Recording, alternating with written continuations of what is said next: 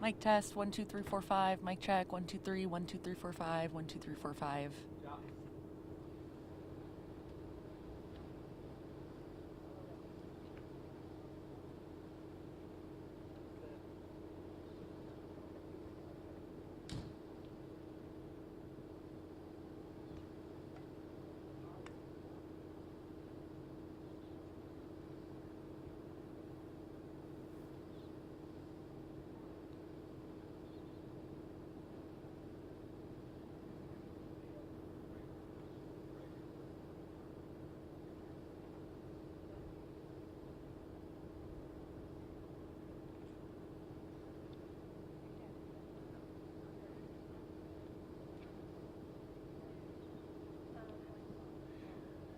All right, RJ, can you hear me? Mic check, 1, 2, 3, 4, 5. You good?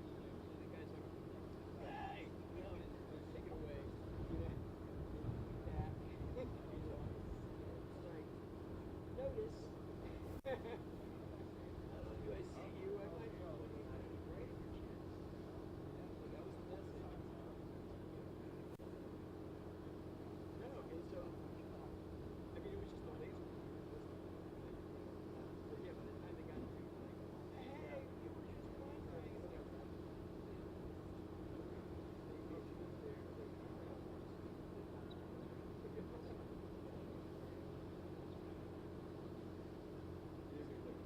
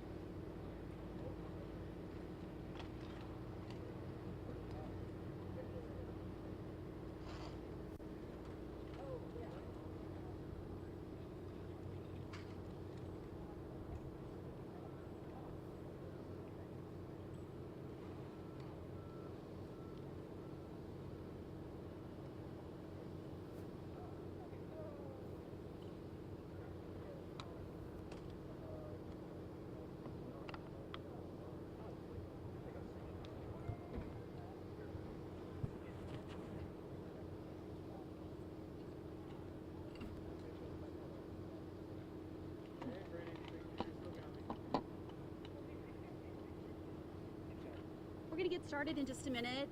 My name's Heather Nahas. I'm Communications Director for Governor Reynolds. With the Governor today is FEMA Administrator Deanne Criswell. It's Criswell. The two of them will be giving an update on their tour today and sort of the progress that's being made here. There may be some other local officials that speak too. After remarks, we'll take about 4 or 5 topics on the question, and then we're running really behind schedule today. Thank you for waiting for us.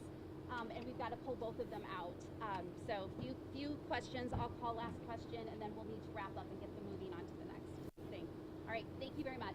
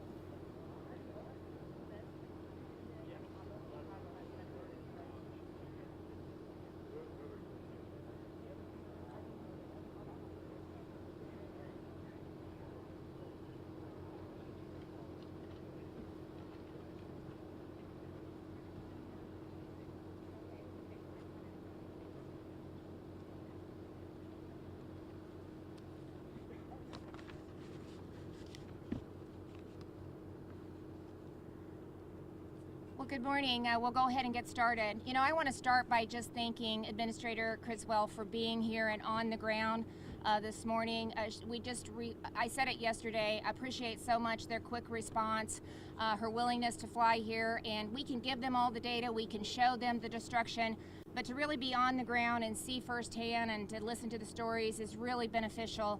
So we really appreciate her and her team being here and being on the ground. I also just want to give a shout out to Emergency Manager Cooper and his team for everything that he has done, not only for his team, but for our first responders, our community members, our the utilities that are on the ground really working diligently to restore power. I think we're still at about 50%, but when you take a look at the destruction, that's incredible that they're there already, and we actually hit that yesterday. So a shout out to them and just the incredible volunteers that have showed up. I was on the ground yesterday, and I can't even tell you the amount of debris that has been collected and hauled off. In some of those streets, it looked like a different place. You couldn't even see what was left of the homes in a lot of the areas, and especially the downtown area where so many homes were impacted right next to the hospital. Tremendous progress there as well. So just appreciate first responders, law enforcement, community members. I believe Jeremy I guess it was the chair of the Board of Supervisors, said 11 different county secondary road divisions have offered huge equipment to come and help clean out the debris, which is movement. And I guess they've got some things going on here. They've got a county fair that's going to happen in about 3 weeks. And in addition to that, they've got RAGBRAI that's coming through. So this is a community that's in gear, and just it is so inspiring to just see the just their response to it, looking forward, looking to the future, how strong they are in just complete devastation, and I'm sure the administrator can talk about that. She sees that as she visits across the country. Going to give you just a couple of updates, and I'm turning it over to the administrator. We were able to get our expedited request to FEMA this morning, so we filed the paperwork. We have expanded the governor's disaster declaration. We now have 32 counties that are included in that, so we added a bunch of counties to that yesterday. We have requested for 4 counties, and you know, a lot of it has to do with the major destroyed property, public assistance for some of our public utilities like the hospital. But you know, in Adair County alone, we had 153 major destroyed homes. Montgomery had 8, Polk County 26, Story County 15, for a total of 202. So, you know, we've had a lot of destruction and damage across the state, and hopefully we'll meet the criteria to qualify. They have policies and metrics in place, and we're going to do everything we can to get that declaration. And I just, again, appreciate FEMA's response and helping us work through that paperwork. And with that, I'd like to invite the administrator to the podium to say a few words. Thank you very much, Governor. I'd like to just start out by saying, on behalf of the President, our deepest condolences go out to those people who lost friends, family members, neighbors as a result of the tragic tornado that went through here just a few days ago. We did receive the request from the Governor just today for the expedited major disaster declaration, and we are working through that, and we will process that as quickly as we can. But me being on the ground here today really helps me understand the actual impact. And as much as I've been watching the videos and seeing the pictures of the tornado damage, it just does not do it justice when you're here on the ground and you can see the homes gone, or you can talk to a member who lost their home and they shared their story of how they just barely escaped death, you know, where they decided to stay to keep safe during the storm. Those are the kind of things that you just can't get unless you're here on the ground and talking to people and seeing the impacts firsthand. And so we are going to continue to work with the Governor's team to assess all of the damages that have happened and make sure that whatever we can provide assistance for, that we're able to do so. I heard a lot of stories today as we were walking around town, and we heard about all of the rescues that the first responders did. And I always want to give my thanks to the first responders, because we know that they go out and perform a lot of these life-saving actions while they don't even know if their own homes may be impacted or damaged. And so always want to give my gratitude to the first responders for all of the amazing work that they do during times like this. But I also want to thank the neighbors, right? We also hear so many stories of hope and inspiration of neighbors helping neighbors. And I often say they're often the true first responders, because they know where the most vulnerable members of their community members are. They know who to go check on and make sure that they're okay. And as you continue to go through the next several days and weeks of recovery and cleanup, make sure you're continuing to do that. You know, there's a lot of hazards that are out there still, and there's a lot of danger that can cause additional harm to individuals. And so make sure you're looking out for yourselves, make sure you're taking care of your neighbors as you continue to go through this cleanup. I'd also like to say that the best thing you can do right now is take a lot of photos and document the damages to your home. We want to be able to have that information for both your insurance company, and if and when a disaster is declared here, you know, we'll have to have that information to process any other types of assistance that are out there. We have had some staff on the ground for several weeks now because of the previous tornado that went through, and so Iowans have not had any chance to really recover from those last storms, and we know that we're expecting more weather coming in over the weekend. And so the one thing I also want to say is make sure you're listening to your local officials, make sure you're listening to the weather reports, make sure that you take the steps necessary to protect yourselves and your families as you see the next round of weather coming through as well. And we will continue to have our staff on the ground supporting the previous disaster, and as we continue to process this one, we'll add more staff to help, you know, these communities that have had these significant impacts from these tornadoes through this recovery process. With that, thank you, Governor. I'll turn it back to you. Thank you. I appreciate that very much. And as she stated, there is additional weather coming through the state right now. So we have the National Weather Service with us. I'd like to give you a few moments to maybe give them the update that you gave us this morning, if you don't mind. Yeah.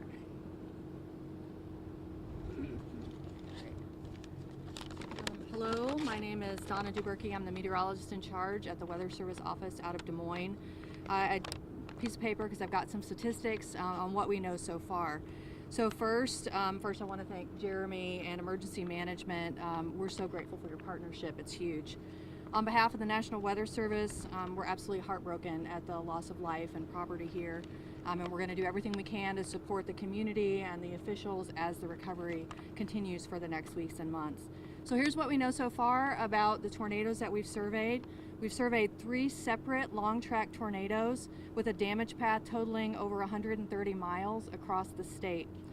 Tornadoes initially developed over Montgomery and Page counties on Tuesday around 2:45 in the afternoon.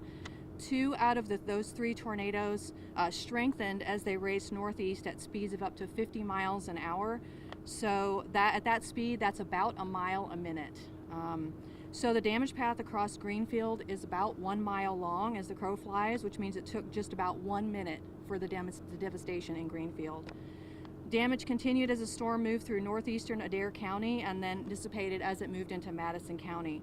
The 3rd tornado was from Johnston to near Nevada, and that produced EF2 damage. We recently released that the tornado northeast of Shenandoah to the north of Washington has been rated an EF3 tornado as well. So for now, for the Greenfield area and this tornado, we're estimating that it's at least EF3. We're consulting with some additional wind engineering experts to finalize that rating, and we hope to have that finalized later today. As we look ahead, there is severe storm potential that's returning to these same areas after midnight tonight. So we'll be working with emergency management and all the local officials to make sure that people can do the extra things that are needed. Appreciate that. So we'll continue to keep those families that have been impacted, those families that lost loved ones in our thoughts and prayers, and as the Weather Service continues to give us information about potential storms, continue to pay attention. I think one of the ladies that we talked to, she's very fortunate to just be in the right spot to have her life saved, but she said, I've picked up here and I'm moving and helping other neighbors clean up their home as well. So just a lot of camaraderie out there, really a lot of support for each other, and that's how we can continue to lift them up and support them as well. And I think with that, we'll be happy to take questions. We've got a lot of experts behind us, so we'll take about 4 or 5 questions. 153 major or destroyed. That is just homes, not businesses yet. We asked for individual assistance through the Presidential Disaster Declaration, and then for Adair we asked for public assistance as well, which brings in some different resources. A lot of that to do with the hospital. It sounds like they'll be, out for a while, and so we need to have a contingency plan in place, and we want to make sure that we have resources in order to do that. So they were able to also speak with the administrator and just relay some of the concerns that they had, and so we'll continue to work with them. Governor or Administrator, I talked to somebody who you talked to earlier today after you spoke to him, and I said, how hopeful are you that you'll get government money? And he went, I have no idea. I've never done this before. Yeah. So for someone like that, can you give a timeline, given the expedited filing, as to how soon they'll get money, literal money in their accounts to help them recover? So what I can say is that the governor did submit the expedited major disaster declaration. We are going to process that as quickly as possible. Again, I have to say, if and when that is declared, the money can flow very quickly, and we can see money that goes once people register. They can see some financial reimbursement and support, usually within a few days. Within a few days would be Of them submitting a registration, which would happen after the disaster is declared. How long might it take for the disaster to be declared? We're going to process it. We're going to process it as quickly as we can. Will you be providing any trailers for folks that lost their homes as you've done with other disasters? Oops, I'm sorry, Governor. We have, again, the disaster has not been declared yet here. But we do have a suite of tools to support individuals that have had damages to their homes. It can be something as simple as just providing some financial reimbursement for repairs, to rental assistance if they have another place to live. We do have the capability to provide manufactured housing units, but it's really at the long end of the spectrum. It takes us a very long time to put those in place. So we really try to use all of the other tools in our toolbox to get people into some type of temporary housing solution as quickly as possible. You know, the great thing about Iowa too, not that it might be, you know, something that we need, but, you know, most of the individuals I talk to, I've said, do you have temporary housing? I've had 8 to 10 offers. A lot of family, a lot of, you know, I've got an apartment that's not rented that's still there. So there are a lot of resources, and we have the shelter here that's temporary, but it's still here in place. And I think really very few have utilized it to this point. So, but you know, those are things that we have access to that we'll just have to see if we need it as we move through the process. Speaks to the resilience of But Iowans. but really, I mean, they've already got it taken care of. So So very few have used the temporary housing offered here at the high school. the shelter, yeah. I think we're down to 3 or 4 as Here, of this yeah. morning for my update briefing this morning with my IC. So, yeah. So, actually, I think that may be down to 1 family. I'd have to confirm that, but I believe that was down to 1 family. So, a mom and 2 or 3 adult children. So. Is there a preliminary financial estimate for losses or damage? I don't know the clear. I mean, it just We're still working so with many- the governor's team to assess the total impact. you know, flooding. I mean, just a lot of things go into that. So, you know, we've submitted a quick review of what we've been able to be able to account for. What was mentioned, I think, too, that was beneficial for this is we already had FEMA on the ground based on the tornado that went through on April 26th. So instead of the state doing an estimate and then FEMA coming in and doing an estimate, we were actually able to work together for some of this. And so that's helped expedite some of the process and the numbers. So I guess we were lucky from that aspect. You know, it's just they were here and we were able to work with them to get those numbers solidified a little bit quicker. And that helps as well. Governor, that was 11 million in public assistance. Your request for public assistance assessed 11 million in damage. Yes. Last question. Governor, do you know what the ages of the fatalities or the injuries were, like an age range? I don't. Does anybody? I don't know if we have that information. Yeah, no, we don't have that information, and still notifying next to kin. So those you know, it was 4 fatalities here and then 1 in Adams County, so a total of 5, and just making sure that everybody's been notified. Okay. Thanks, everyone. Thank you.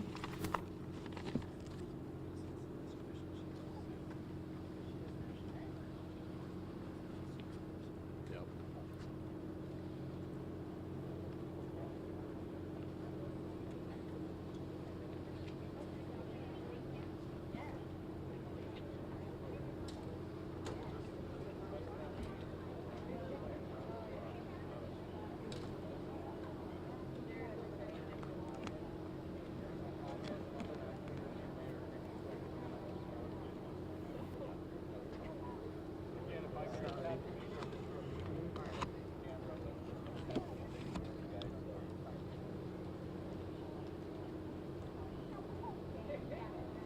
I don't think anybody.